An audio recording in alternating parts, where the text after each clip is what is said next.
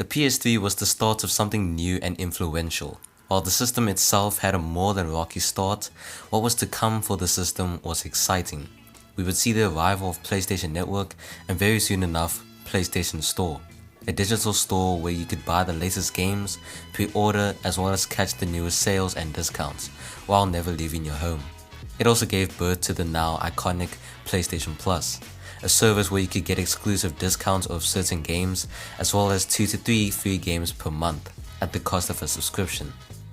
PlayStation Plus was groundbreaking because a subscription-based service giving out free games and more than stellar discounts off the PlayStation Store was something that was never done before. Microsoft later adapted this feature with Xbox Gold.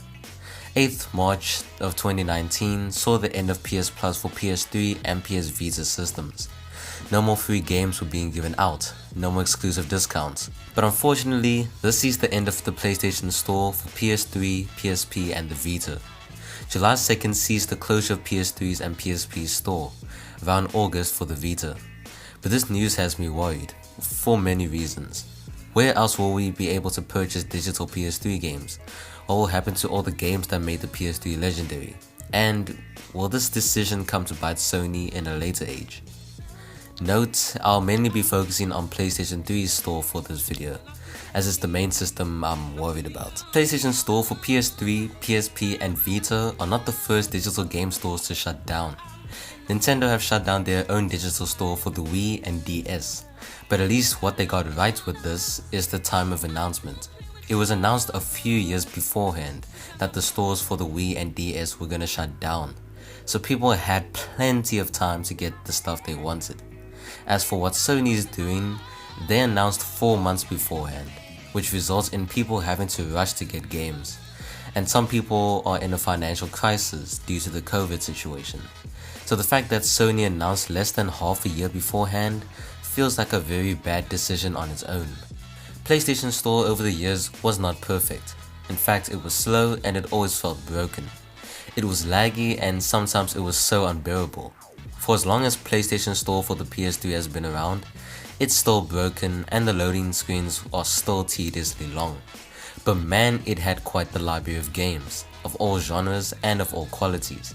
It also gave birth to PlayStation Plus, which I mentioned before, was shut down in 2019, but was revolutionary.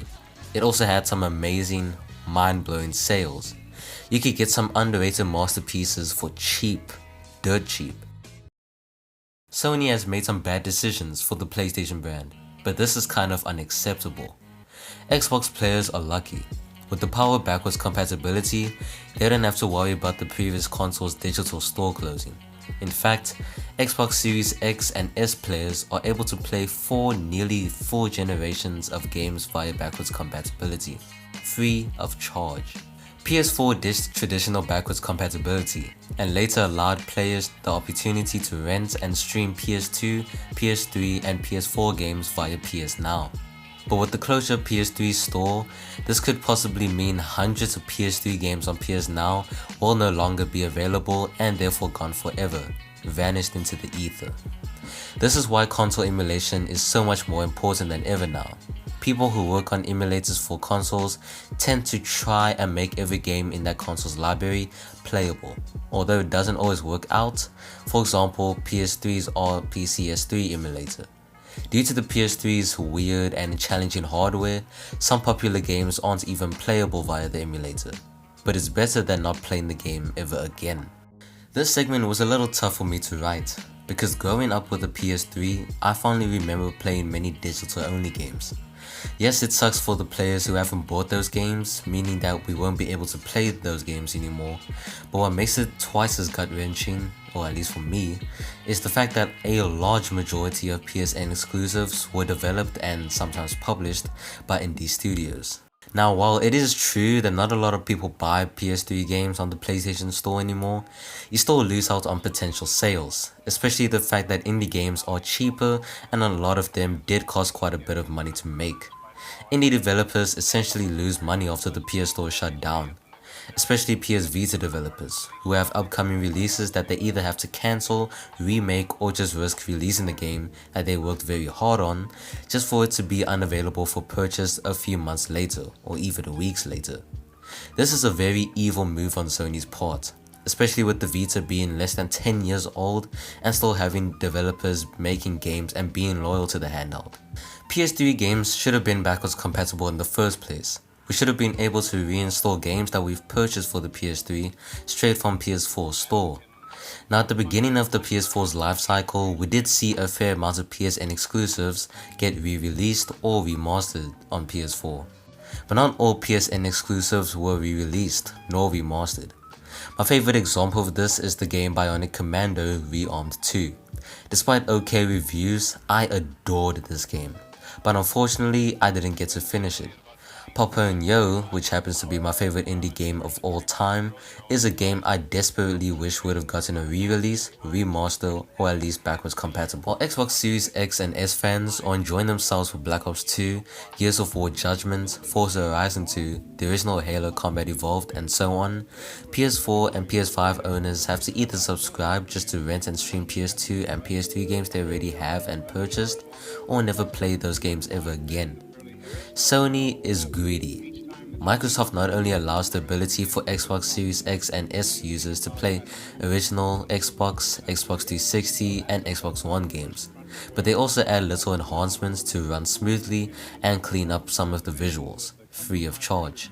It isn't fair that I have to pay a subscription just to rent and stream a PS3 game that I already purchased. I already have the game, why must I purchase it again? This especially sucks for the folks that repurchased a game they had on PS2 onto their PS3, just for them to buy that game a third time for their PS4. It's a thirsty cash grab and it's terrible. Sony is failing their older games, as well as letting indie studios down. Sony used to build trust with third-party developers, but this is like a backhand and almost a straight-up middle finger to these studios, especially for PS Vita developers. Sony is breaking promises and stealing money. While Microsoft is giving players exactly what they want with a free edition, Sony is gonna cause some third-party developers to become bankrupt, as well as picking cash out of our pockets. It's all business and no fun in games. As for DLC, at this point all DLC should be free or at least very cheap. Some publishers have actually made some DLC free or have made them a bargain worth getting, but some are still full price? Activision, what the hell is wrong with you? Zombies map packs are still full price? That is more than disgusting. I'm not gonna expand much on the DLCs since I barely purchased DLCs anyway, but the fact that some add-ons are still full price more than a decade later is kind of insulting. Since it's very much near the end game for PS3, PSP and the Vita, a good sale would be the perfect choice to make. Cut down on the prices so the players can buy the games they've always wanted for their system. Almost like a goodbye sale. I think in that case, developers will be selling games like hotcakes and racking up sales. I think that would be a win-win, because the player gets the game they've always wanted for a beautiful price and the developers sell more copies and units. Of course they'll lose some money, but it's kind of worth it. I mean, it could open up opportunities for much wanted and long awaited sequels. Think about it. Sampling from the PSN game segment, without backwards compatibility and not being able to play games you haven't purchased beforehand, the closure of PlayStation Store is like deleting the PS3's legacy. Now while a majority of PS3 games can be bought physically, physical copies are limited in amounts and are not always easy to come by. In fact, some physical copies of games are rare to see, which is why online digital stores are revolutionary and essentially important. If you haven't bought certain games by the time the PlayStation Store shuts down, those games basically do not exist anymore. All the games that made the PS3 successful and kind of iconic are going to be delisted and not accessible. Essentially, Sony is forgetting its legacy with the PS3. Just to sum up my thoughts, this decision could have been made better. A lot better in fact. The loss of some great games hurts. To players who've always wanted them, to players who want to replay them on newer hardware, as well as the developers that made them. Sony should have made these games accessible with newer hardware, via backwards compatibility. It's the smartest move to do and Xbox is getting a lot of praise for it. What about PlayStation? We're stuck renting all the games.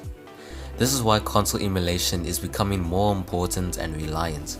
And with all PCS3 being the best PS3 emulator out there, we might still live to play some digital only games you've always wanted, and possibly DLC. I guess the message to take away from this video is listen to the fans, then everyone's happy.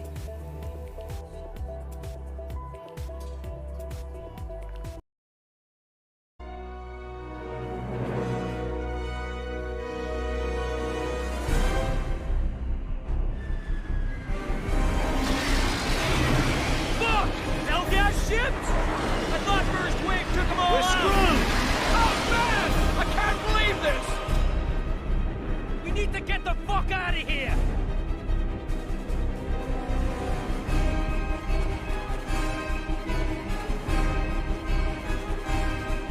Move out! Move out! Report to your COs! Come on, people! Let's go! Let's go!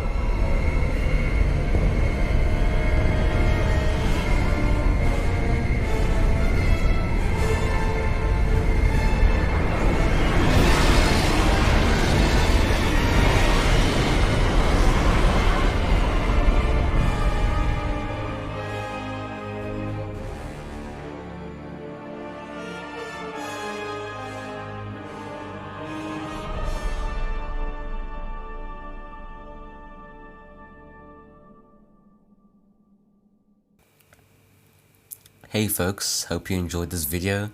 This video was pretty refreshing to do because I never ran so hard on something in my previous videos, but I was just genuinely, I genuinely don't agree with Sony's decision here.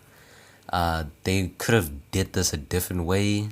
Don't get me wrong, it makes sense to shut down a digital store for a nearly 15-year-old console, but there's so many problems that could have been avoided if Sony previously made better choices. Oh yeah, I just want to say or just give a quick, deep, fun fact. I mean, this video was by far the most emotional script I've written so far. The PS3 is basically the same age as me. I was born 22nd of May 2006. I believe the PS3 came out usually around the fourth quarter of the year, so I'm literally only a few months older than the PS3, which is kind of cool because I know this is gonna sound kind of weird, but it's just a true thing to me. The PS3 is almost was almost like my best friend. I know that sounds super corny, but to me, that's just so true, and I acknowledge that. I take that into consideration. I won't forget that, and it's just that was the first console and the console that got me into gaming. So, and I was introduced to some absolutely amazing games, Infamous, Ratchet and Clank, the later Ratchet and Clank games, but I soon encountered the remasters. What else? Some of the indie games, Counter Spy, Papa and Yo, especially Papa and Yo. That game to me is what really motivated me to do this video. But anyways, enough with this whole rambling for the postscript. This outro is becoming a little bit long. If you enjoyed the video, remember to leave a like, I guess. The subscription is much appreciated but not required. I appreciate you guys for watching these videos. Stay safe, stay entertained, take care, and take it easy.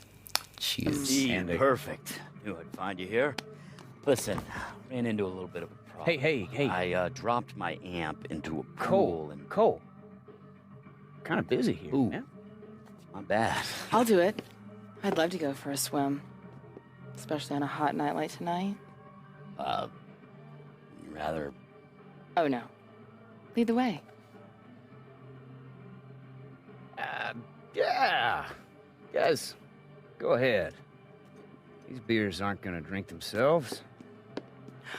Thanks for the story, Zeke. Very educational. Oh, shit!